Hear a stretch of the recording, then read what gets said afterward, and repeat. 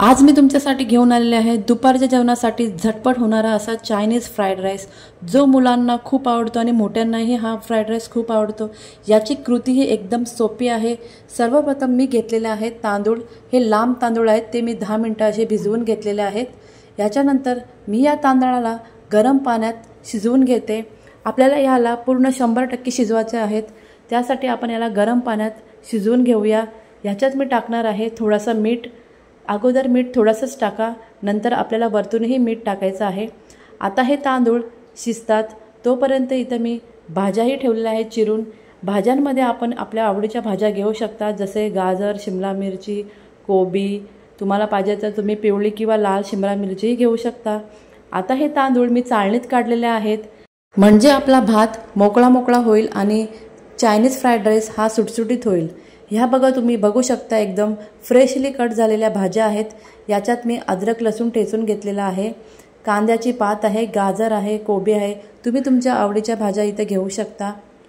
आता मी एका पातेल्यात तेल गरम करत ठेवते आणि त्याच्यात सर्वप्रथम आपल्याला टाकायचा आहे अद्रक लसूणची जो ठेचा बनवला आहे आपण, तो याच्यात टाकूया।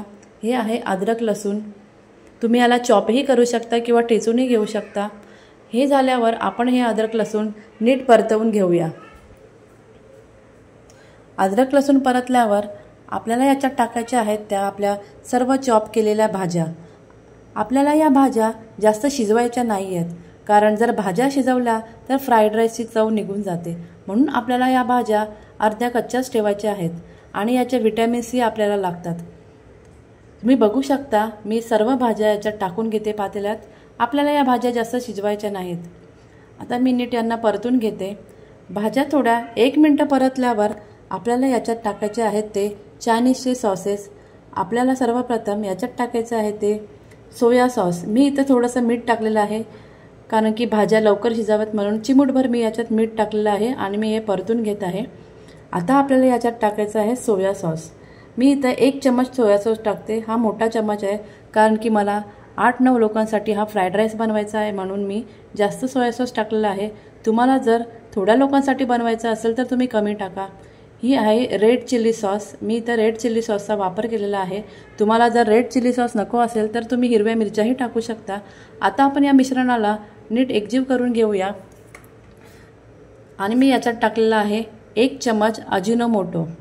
तुम्हाला जर अजिनोमोटो नसेल आवडत तर तुम्ही हे स्किप करू शकता, पण कधीतरी अजिनोमोटो खाल्ल्यावर काही हानी होत नाही।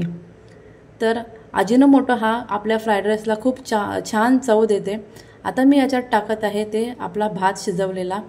आपण याला हलक्या हाताने मिक्स करून घेऊया, जास्त जोरात मिक्स नका करू, नाहीतर आपल्या म्हणजे हा भात आहे तो तुटू शकतो।